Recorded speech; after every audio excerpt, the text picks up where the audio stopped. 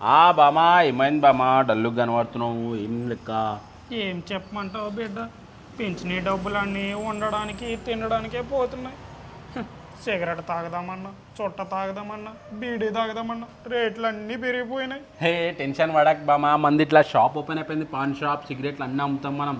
అవసరమైతే ఎప్పుడు నీకు ఎంఆర్పి ప్రైస్కే ఇస్తున్నాం. అవసరమైతే నీకోసం డెలివరీ ఇట్లా ఇస్తా బామా, అట్లా ఉంటుంది మనతోని.